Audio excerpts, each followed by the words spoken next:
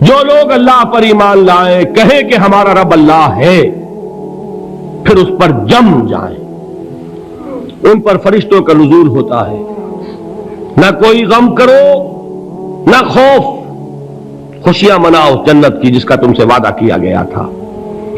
اللہ کی ربوبیت پر اطمینان جب انسان کو ہو جاتا، میرا رب اللہ ہے، ربی اللہ، انسان کے لیے نہ کوئی کھٹکا، نہ کوئی خطرہ، نہ کوئی خوف، نہ کوئی حزن۔ جو کچھ ہو رہا ہے کس کے اذن سے ہو رہا ہے؟ اللہ کے اذن سے۔ اللہ کے اذن کے بغیر پتا تک نہیں ہلتا۔ یہ کوئی اندھا بہرا مادہ نہیں ہے جس سے مجھے کوئی خوف ہو۔ اندھا بھینسا چلا آ رہا ہو اس سے تو ڈرنے کا ہر انسان کو ڈرنا چاہیے، نہ معلوم کس کو ٹکر مار دے، لیکن نہیں، اس کائنات کو چلانے والا ایک سمیع و بصیر خدا ہے، وہ جو میرا دوست ہے، میرا ولی ہے۔ اللہ ولی الذین آمنوا یخرجہم من الظلمات الی النور۔ اللہ اہل ایمان کا ولی ہے، ساتھی ہے، پشت پناہ ہے، مددگار ہے، حمایتی ہے۔ بتائیے جسے یقین ہو جائے کہ اللہ میرا مددگار، اللہ میرا محافظ، اللہ میرا پشت پناہ، اللہ میرا حمایتی، اس کے لیے کوئی خوف ہوگا؟ اس سے کوئی ڈر ہوگا؟ میں مثال دیا کرتا ہوں ایک بہت سادہ، پنجاب کے دیہات کی۔ وہ بڑا چودھری ہے اور کوئی غریب کسان ہے، اس غریب کسان کے جانوروں کو ہر وقت اندیشہ ہوگا چوری کا، کوئی میری بھینس کھول کر نہ لے جائے، کوئی میرا بیل کھول کر نہ لے جائے۔ لیکن جس کے بارے میں یہ سب کو معلوم ہو کہ وہ جو بڑا چودھری ہے وہ اس کا دوست ہے، اس کی بچیا کو کوئی خوف ہوگا؟ اس کی بھینس پر کوئی ہاتھ ڈالے گا؟ اسے کوئی اندیشہ ہوگا؟ نہیں۔ کیوں؟ کہ وہ بڑا چودھری، بڑا اس کا یہاں کا سردار، جاگیردار، سب کو معلوم ہے وہ میرا دوست ہے، کوئی میرے خلاف اقدام نہیں کر سکتا۔ اس دنیا میں یہ چھوٹی سی بات اگر آپ کے دلی اطمینان اور سکون کا باعث بن سکتی ہے تو ذرا تصور کیجئے۔ میں لفظ تصور استعمال کروں گا صرف اس لیے کہ اس کا ہم جس کو کہتے ہیں ادراک اور شعور کر نہیں سکتے، اگر کے ساتھ کر سکتے۔ اگر یقین ہو کہ اللہ میرا مددگار اور یقین ہو کہ اللہ ہر آن میرے ساتھ ہے، پھر کوئی خوف، کس کا خوف؟ کوئی شے اللہ سے بالا تر ہے؟ کوئی قوت اس سے زیادہ طاقتور ہے؟ کوئی اس کے ارادے کو بدلنے والا ہے؟ کوئی اس کی مشیت کے آڑے آنے والا ہے؟ یہی بات ہے جو حضور نے فرمائی، یہ ایمان کا حاصل ہے لب لباب، کہ دیکھو اچھی طرح اس بات کو ذہن نشین کر لو، اگر تمام انسان مل کر تمہیں کوئی نقصان پہنچانا چاہے نہیں پہنچا سکتے مگر جو کچھ اللہ نے لکھ دیا ہو، اور تمام انسان مل کر تمہیں کوئی نفع پہنچانا چاہیں نہیں پہنچا سکتے مگر وہ شے جو اللہ نے طے کر دی ہو۔ آپ پھر میں کہوں گا ذرا طاری کیجئے، اسے فرض کیجئے، اسے سوچئے، اگر اس حدیث پر ہمارا دل ٹھکا ہوا ہو تو کسی سے ڈر ہوگا؟ یہ مجھے نقصان نہ پہنچا دے، یہ میری رپورٹ خراب نہ کر دے، یہ میری انکریمنٹ نہ رکوا دے، یہ میرا یہ نہ بگاڑ دے، یہ میرے یہ نقصان نہ پہنچا دے۔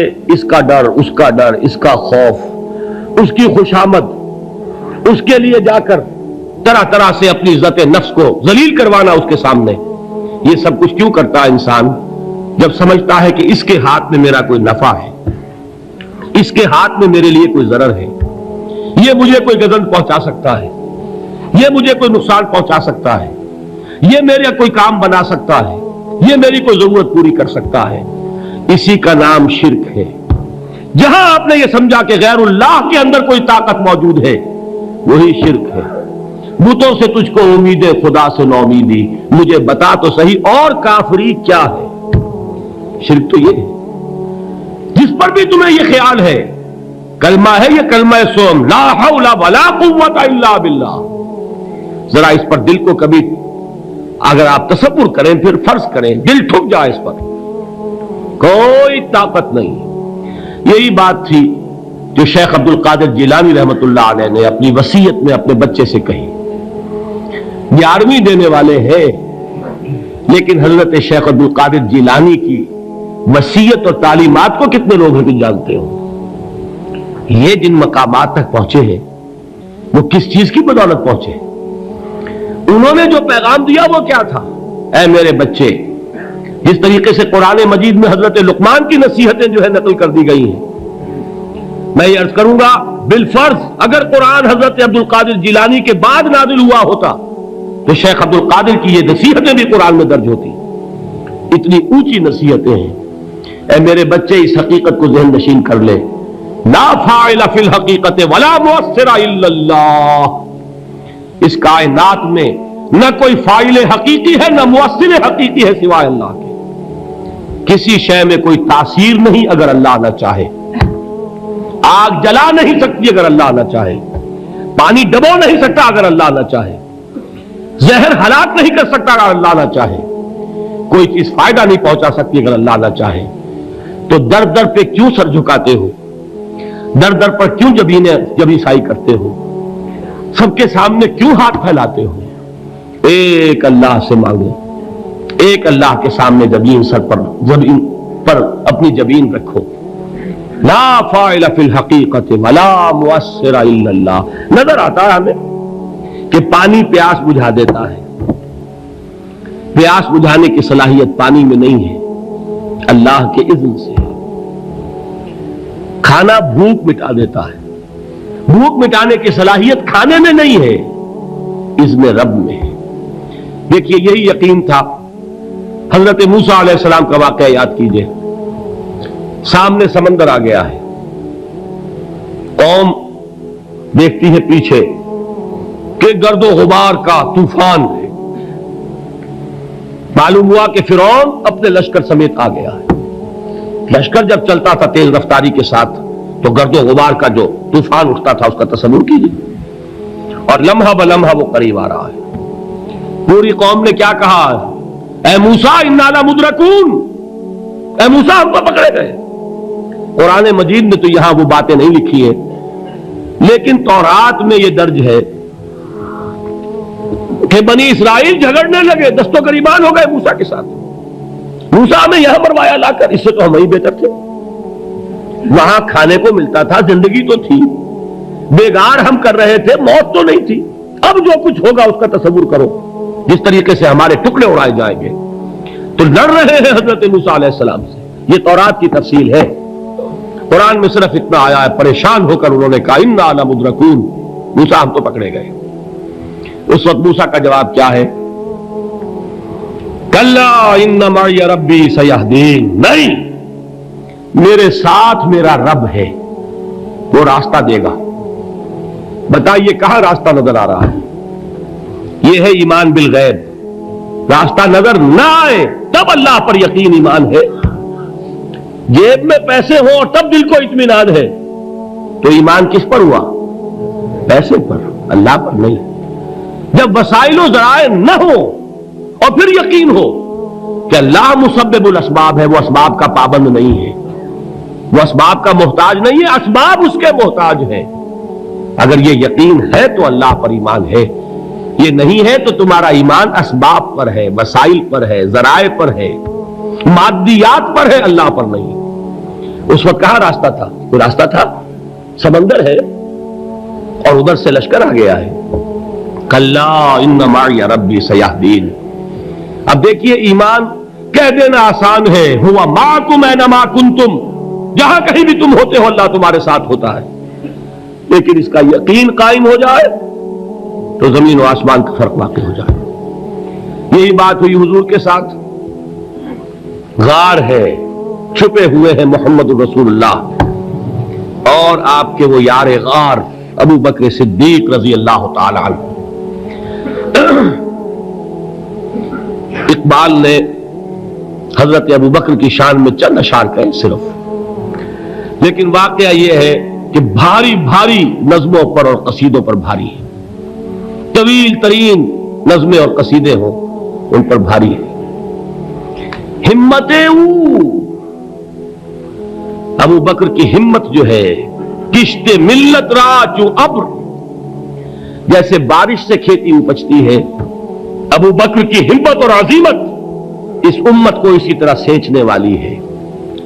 ثانیے اسلام و غار و بدر و قبر، وہ دوسرے تھے اسلام میں، دوسرے پہلے کون تھے؟ انا اول المومنین، حضور فرماتے سب سے پہلا ایمان لانے والا میں، دوسرے ابو بکر۔ ویسے ہمارے ہاں یہ چلتا ہے اختلاف، حضرت علی پہلے ہے کہ حضرت ابو بکر پہلے ہے، لیکن اس میں بڑی خوبصورت تطبیق قائم کی ہے علماء نے، اور بہت صحیح ہے۔ چار کے بارے میں فیصلہ ہی مت کرو کہ کون پہلے ہے، ان کی ایک عجیب تقسیم کر دی ہے۔ آزاد مردوں میں، بالغ مردوں میں سب سے پہلے ابو بکر، بچوں میں سب سے پہلے علی، خواتین میں سب سے پہلے خدیجہ، اور غلاموں میں سب سے پہلے زید بن حارثہ۔ بڑی پیاری تقسیم ہے، یہ چاروں ہی پہلے ہیں، ہر ایک کے لیے اولیت ہے۔ اور واقعہ یہ ہے کہ اگر زمانی اعتبار سے تعین ہوگا تو پہلے خدیجۃ الکبریٰ آئیں گی رضی اللہ تعالی عنہ۔ کسی اور سے بات کرنے کی نوبت بعد میں آ سکتی ہے، پہلے تو اہلیہ محترمہ سے بات ہوئی، آتے ہی پہلی وحی ہوئی ہے، ابھی تبلیغ کا حکم نہیں تھا۔ کس کو بتایا واقعہ؟ ابھی اپنی نبوت کی تبلیغ کا تو حکم ہی نہیں آیا۔ واقعہ کس کا ہے؟ وہ خدیجہ کا ہے۔ جب کہا ہے کہ خشیت علی نفسی، مجھے اپنی جان کا اندیشہ ہے، تو کیا جواب دیا خدیجہ نے رضی اللہ تعالی عنہا؟ وہ صدیقۃ الکبریٰ ہے۔ صدیقات جو ہے خواتین، ان میں چوٹی پر خدیجۃ الکبریٰ ہے رضی اللہ تعالی عنہا، اور صدیق جو مرد ہیں ان میں صدیق اکبر ہے ابو بکر صدیق رضی اللہ تعالی عنہ، لیکن صدیقات میں چوٹی پر۔ جب حضور نے فرمایا خشیت علی نفسی، کیا فرمایا، کیا عرض کیا، کیسے تسلی دی؟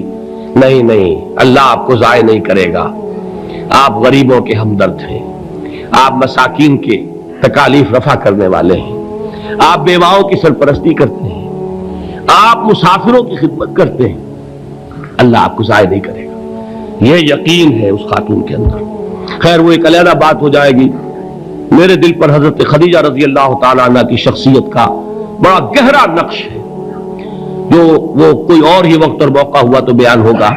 بہرحال اقبال نے ایک مصرے میں جو چار اولیتیں جمع کر دی ہیں، ہمت او کشت امت را چو ابر، ثانی اسلام و غار و بدر و قبر۔ اسلام میں حضور کے بعد پہلے کون؟ ابو بکر۔ غار میں حضور کے ساتھ کون؟ ابو بکر۔ بدر کی رات اللہ کا رسول سر بسجود، وہ گھاس پھوس کی جو جھوپڑی بنائی گئی تھی، اور وہاں تلوار ننگی لے کر پہرا دینے والا کون؟ ابو بکر۔ اور اس حجرہ عائشہ میں محمد کے بعد سب سے پہلے دفن ہونے والا کون؟ ابو بکر رضی اللہ تعالی عنہ صلی اللہ علیہ وسلم۔ وہ جو معاملہ میں سنا رہا تھا غار ثور کا، حضرت ابو بکر بھی حضور کے خیال سے لرز گئے ہیں۔ آپ کو یاد ہوگا کہ جا کر پہلے تمام جتنے سوراخ تھے انہیں بند کیا ہے، ایک سوراخ رہ گیا تھا جس کو بند کرنے کے لیے کوئی کپڑا نہیں تھا، وہاں اپنی ایڑی رکھی ہے، تب کہا ہے حضور سے تشریف لائیے، اور اپنے زانو پر حضور کو لٹایا ہے، اور وہاں کسی موذی جانور نے کاٹا ہے، حضور کی آنکھ لگ گئی تھی، اس وقت اس بل کے اندر جو بھی بچھو ہے کیا ہے واللہ عالم، اس نے کاٹا ہے، اس کی تکلیف کی وجہ سے ابو بکر کی آنکھوں سے آنسو ٹپک گئے، حضور کے چہرے مبارک پر پڑے ہیں کہ حضور جاگے ہیں، معاملہ کیا ہے؟ ایڑی نہیں ہٹائی وہاں سے، مبادا وہ جانور وہاں سے نکل کر محمد الرسول اللہ کو کوئی گزن پہنچا دے، ابو بکر کی ایڑی ہے، جس طرح چاہے کھا لے، ختم کر دے، جان نکل جائے تب کوئی آنچ آئے، محمد پر تو آئے، لیکن جیتے جی نہیں۔ وہ ہے ابو بکر۔ حضور کے خیال سے اس وقت حضور نے پھر اپنا لعاب دہن لگایا ہے، اور اس سے پھر آپ کی تکلیف ختم ہوئی۔ جیسے خیبر میں حضرت علی کی آنکھ دکھ رہی تھی، اس کو جو شفا حاصل ہوئی وہ بھی حضور کے لعاب دہن سے ہوئی۔ تو بہرحال اس وقت انہوں نے کہا ہے کہ اے نبی یا رسول اللہ، اگر اس وقت ان میں سے کسی نے غیر ارادی طور پر بھی اپنے قدموں کی طرف جھانک لیا تو پکڑے جائیں گے۔ کیا جواب تھا اللہ کے رسول کا؟ لا تحزن ان اللہ معنا، اللہ ہمارے ساتھ ہے، کیوں گھبراتے ہو ابو بکر؟ یہ ہے ایمان باللہ، میرا مالک اللہ، میرا رازق اللہ، میرا محافظ اللہ، میرا مددگار اللہ، میرا پشت پناہ اللہ، میرا دوست اللہ۔ یہ دوستی ہے اللہ کی جو لب لباب ہے، حاصل ہے ایمان کا، اسی کا نام ولایت ہے۔ اولیاء اللہ کے سروں پر سینگ نہیں ہوتے، جس کے دل میں ایمان راسخ ہو چکا ہو وہی اللہ کا ولی ہے، جسے اللہ پر یقین ہو چکا ہے وہی اللہ کا ولی ہے، جسے یقین ہے اللہ میرے ساتھ ہے، میرا مددگار، میرا پشت پناہ، میرا ساتھی، میرا دوست، میرا محبوب، میرا محب۔ اللہ اہل ایمان سے محبت کرتا ہے۔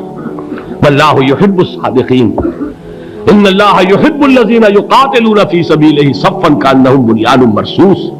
اللہ محبت کرنے والا، اہل ایمان محبوب، اور اہل ایمان محبت کرنے والے اللہ محبوب۔ والذین آمنوا اشد حبا للہ۔ آپ تصور کیجئے جسے یہ رشتہ ایمان یا رشتہ ولایت حاصل ہو جائے، الا ان اولیاء اللہ لا خوف علیہم ولا هم یحزنون، آگاہ ہو جاؤ، اللہ کے دوستوں کے لیے نہ کوئی خوف ہے نہ کوئی حزن ہے۔